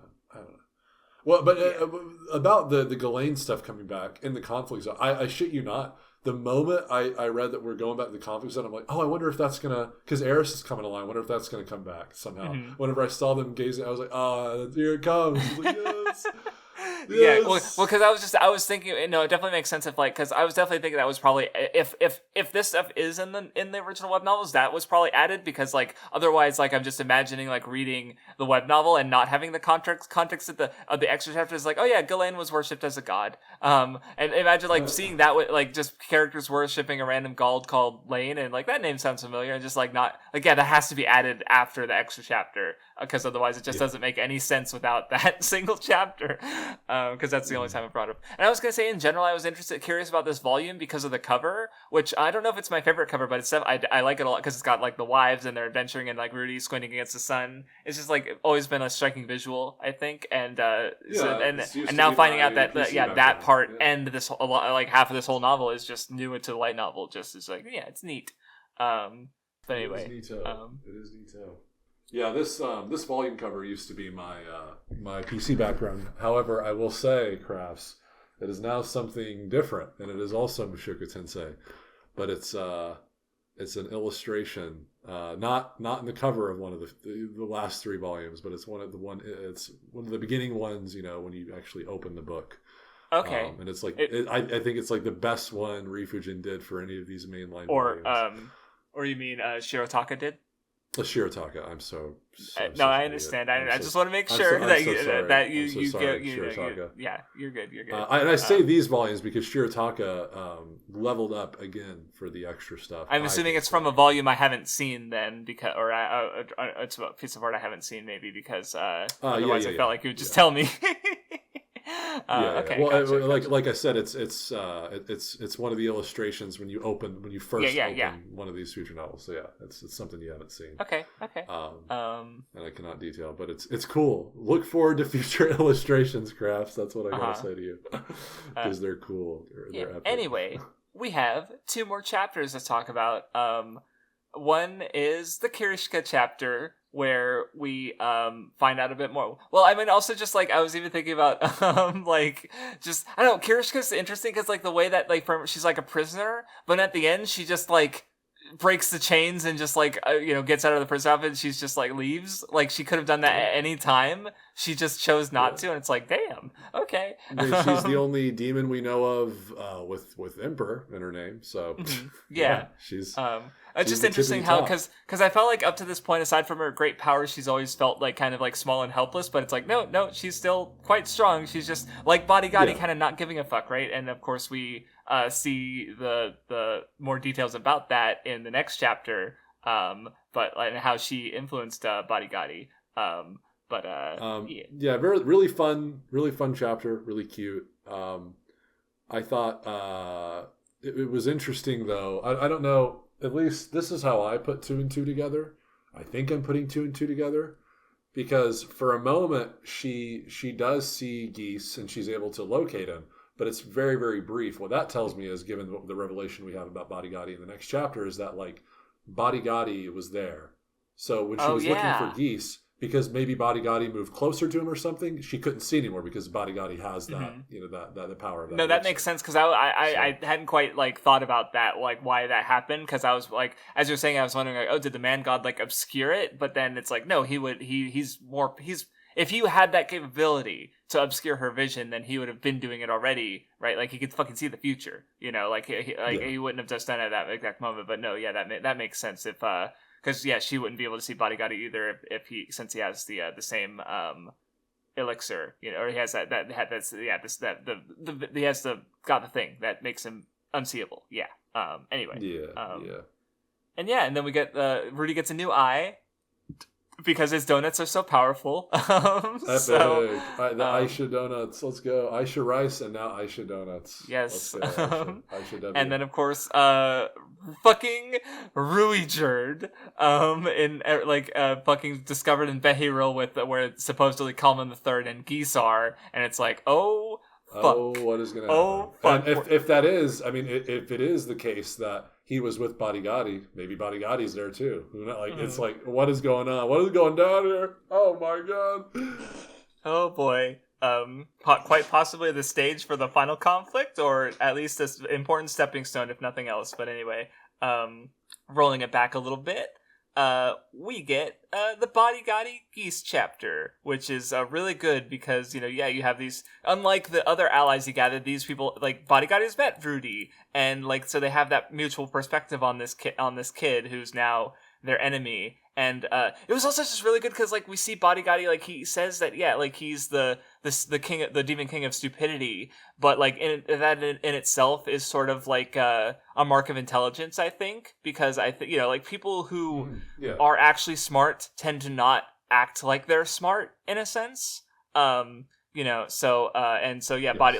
has a lot of wisdom and a lot of perspective on Geese, and he's very like, even just the fact that he's getting Geese drunk so they can see his true self and like learn, is just like, that's just he's just it's Bodigadi. He's just he's smart. It's good. I think the biggest example of his true wisdom in calling himself stupid is just his dynamic with the man god in the present, because the way Geese initially snagged him was that like, oh, you kind of owe the man god, but when you look at it prospectively, like, does he? Like, the man god only kind of fucked him over, but that's not quite true, because if none of that happened, he wouldn't have had the gumption to confess to Kirishika, and that has been his source of his greatest happiness, because not only did that give him the love of his life, But Kurishika gave in her final moments in that past life, before they resurrected, she gave him the greatest thing he could have for just himself, which is that like, you're limiting yourself so much by doing A, B, C, and D and not E, F, G, whatever. And this helped Barigari immensely in actually growing wisdom. And the fact that Barigari can look at it like that and say, actually, because you fucked me over so much, it enabled me to do the best thing I ever did, which is that confession, because it did more than just give me Kirishika. It gave me a whole new life outlook and a better way to live my life, right? He sees that as a debt, like, because that gave him so much. And this, he literally resurrected in mind and body, right? Because of that moment, that singular moment. And that wouldn't have been possible without the man god kind of fucking things over. So it's quite the exact opposite of Rudius in a lot of ways. And again, it's just an example of like the fact that he is the wisdom demon king. That absolutely. He's able to look at it like that and not look at it like Rudius did. But I mean, Rudius had all the reasons too, not to say, but it's just, it's interesting because most people would look at that situation and go, oh, the man god like fucked me over, evil bastard. But no, Barigari is truly wise and, truly intelligent enough to see the broader picture, which I think is really fucking cool. And it kind of goes back to the conversation he has with Rudius. And this conversation, looking at it in retrospect, is super fucking cool, by the way. Again, I'm looking at this scene a lot differently than you were in this Read of the Light novel, because I know, Barigari's role later, right, already. But even now, especially with this extra chapter, this conversation becomes much cooler. Because Barigari's looking at Rudius swing his sword. He's like, kid, like, why do you seek power when you could, be doing other stuff? Like, is there a reason? He's like, oh, no, this is just kind of something I do. He's like, that doesn't really seem like a justifiable reason to me when you have magic power that outputs literally nearly god tier, if like or god class, right? Like as Cliff reasons, that's probably the case, So because what that says is Barigari is kind of looking at his younger self, where it's like he's doing so much to fit this mold. Oh yeah. And all he does in these moments is inhibit himself. So in this moment, he's kind of almost seeing his younger self, and he's like, "This is the height of stupidity. Why even bother doing this?"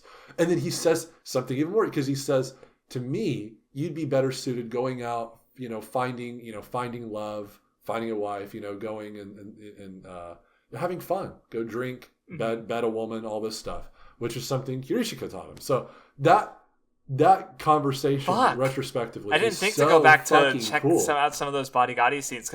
I did. I was just thinking when Orsted and they were with Orsted at the Chaos Breaker, I did go back and I was just like, I'm feeling it. And I just went back and rewatched the first Rudy Orsted encounter, and obviously like rewatching it, like understanding enough about Orsted that all the cryptic lines were no longer cryptic, and I'm like, oh, I understand why he knows all these things and why he's saying all this shit. And it was just like, it was really good and adapted really well. But I didn't think to go back or to read or watch the Barigari stuff after.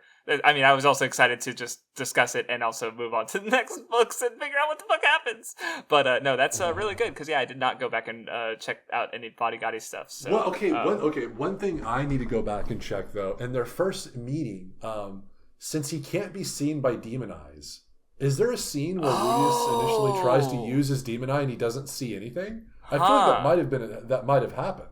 But might not. I wonder. I got to go back and read it, because that would be cool if he tried to activate his demon. No, because I definitely noticed like doing the Orsted fight, like there's just so many like neat little details that they have, because like they don't have the text of the light novel, but they do have like just seeing through Rudy's demon eye and it showing stuff and not telling you. And I just like stuff like that in the adaptation was like, that was really cool. Like I don't know, I'll definitely see myself going back to rewatch Mushoku Tensei at some point after having read the novels, just to see if there's any other things I noticed. Just not even aside from just doing a rewatch or reread, as is of course there's like now knowing the full like seeing Geese and be like, you fucker, and so like that's gonna be a new experience, right? Even though going through something I've already watched. But I don't know, I was just thinking about that because you mentioned I did not go back and reread that scene, but no, that's really interesting to think about with all this new context. And Yeah. Nice. Yeah.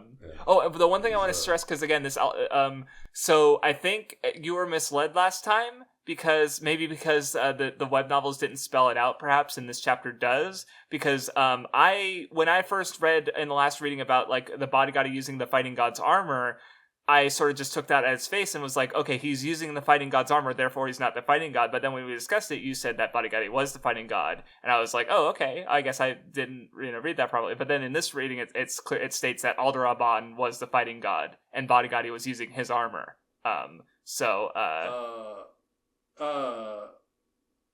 Yeah. Yeah. So, what I'm getting, okay. Go So ahead, this is because this is stuff that I'm iffy on too. Okay. My interpretation's quite a bit different, even with this context. So my interpretation is this, right? I did not know, or maybe the web novel didn't even go into this, or I just don't remember. Well, I mean, I was just thinking, I don't know what's to come, but I do know that, like, as you said, this extra chapter wasn't in the web novel, therefore you didn't have them directly state the fighting god was Alderaan, which is now I guess you could argue that Bodyguard is currently the fighting god because he took Alderaan's armor and Alderaan is dead, which sure, which I can totally understand, because that's how it worked for Randolph too, right? Randolph's the death god because he killed the previous death god, right? But I guess I want to clarify. Go ahead, I want to clarify. Alderaan, I don't think it was ever even, he was never noted as the fighting god in this history. I don't think Bodyguard ever notes him being the fighting god. He could have been. He could have been known as the fighting god. The problem is like he's gone in this moment. He was the guy with. So Alderaan, my interpretation was he didn't exist, and historians thought he was a figure, but in reality it was just Bodyguard in the armor, when it was just actually not the case. The case is Alderaan was a figure. It's just he wasn't. He was already dead by the time that epic battle between Dragon God Laplas and Bodyguard took place. But because he was wearing the golden armor, people, I guess, it got lost in eons of history, and people just thought it was him as well.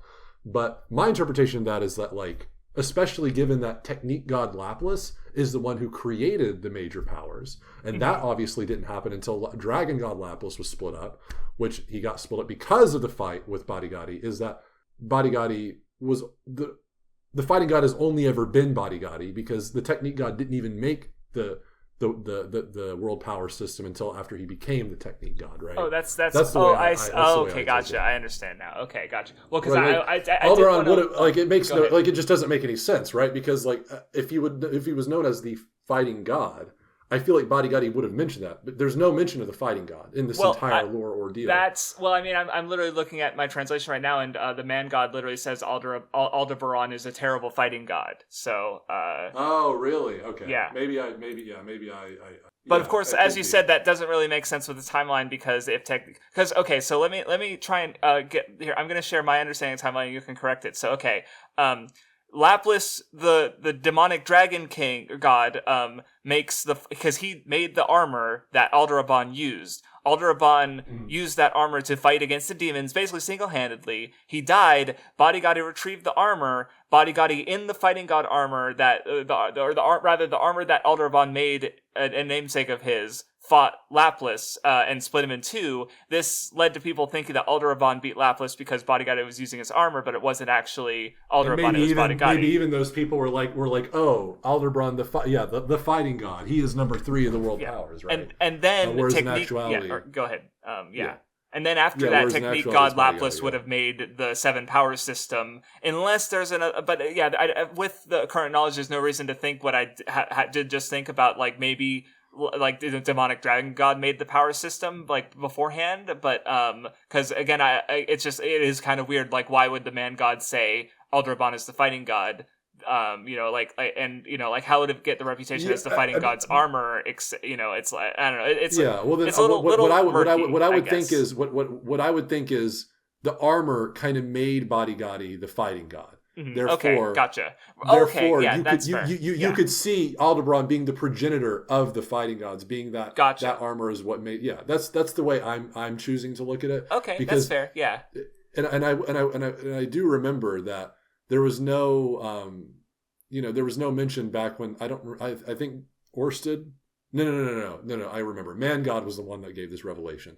The Man God was the one who said, is specifically Technique God Laplace was the one who created the system. So, and I feel like he would have distinguished. Okay. And I think it's that. Yeah, that's a fair read. Just because we were literally talking about earlier about how the different like gods have different like ways of becoming one of the gods, right? Like they're sometimes like some of them have just never changed. Like because like with the dragon gods, there's a very specific like succession where it's just like there's just like it's a lineage basically where the swords gods, they have to learn certain techniques. Where Randolph became the death god by killing the last death god. So it does. Yeah, I think it makes sense that the fighting god is basically the one who is using the fighting god armor, basically, right?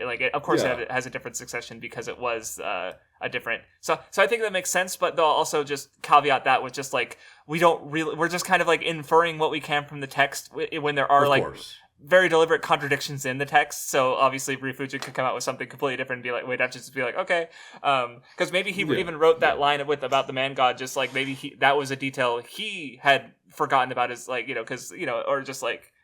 Again, there's very deliberate obfuscations there, and it's not.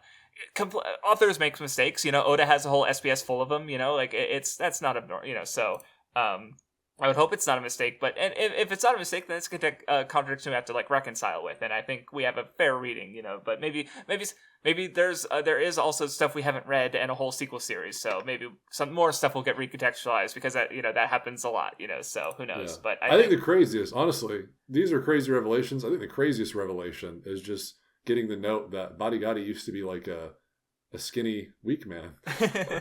Yes. That's crazy. It's like, I can't imagine Badigadi like with 6 frail arms. I literally can't envision anyone else but the one we saw. That's Badigadi.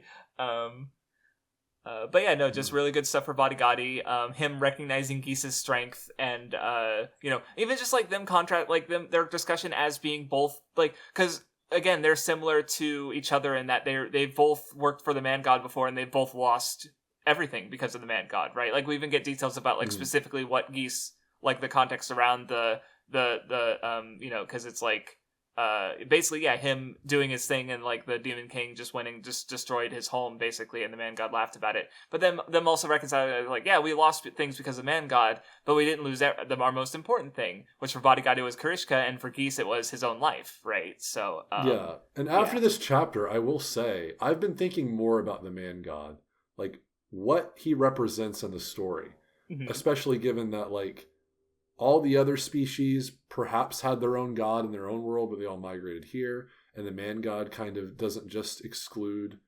ruling over man, but he's ruling over everyone, all these new people in this world. Like there's so much, but like, why is the man god doing this? Why is he fighting? I've been thinking a lot about all these reasons, what it says about the story. Hopefully by like volume 26, I'll come up with something unique. And of course, the obvious like thing to add there is that like since there's going to be a sequel story, like in which the man god is going to be the final antagonist of, it's like we're going to get more context around the man god in some form, but I'm very curious as to what you'll derive from just what he means to this story, right?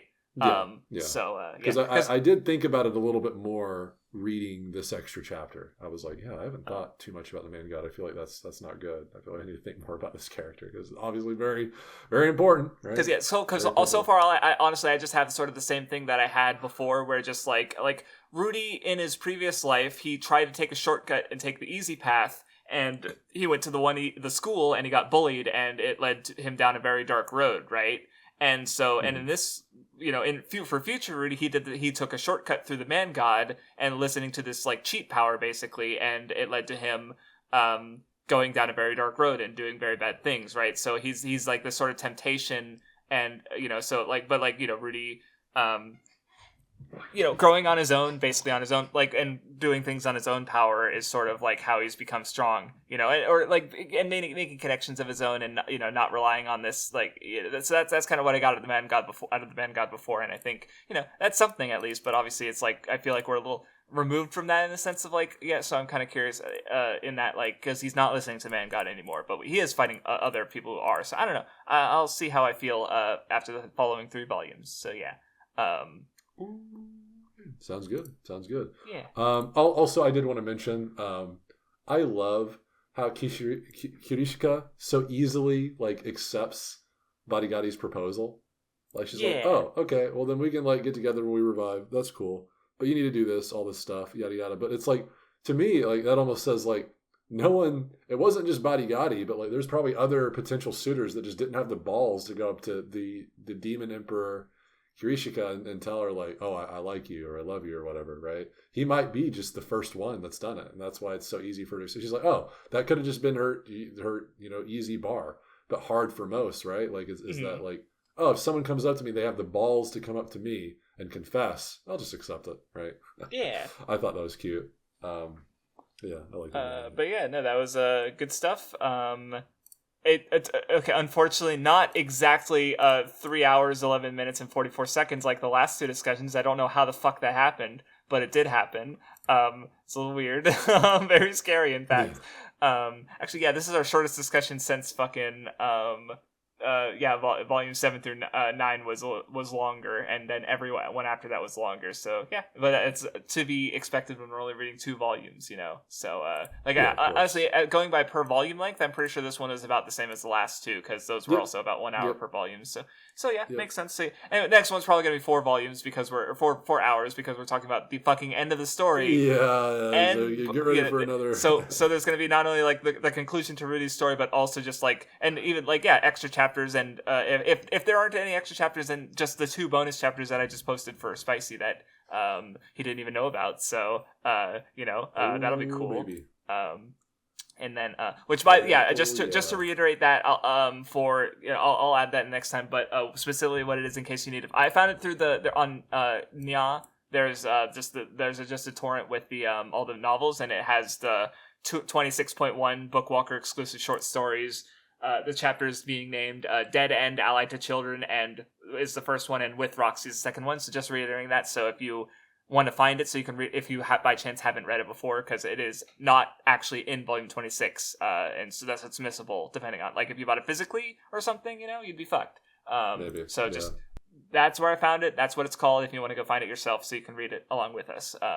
So yeah, anyway, thank y'all for listening, and we will indeed see you next time for the second last episode of Mushoku Tensei, but the final episode of this story proper. So yeah, thank you for mainline listening. Story. Yep. All right, guys. Peace out. Have a good one.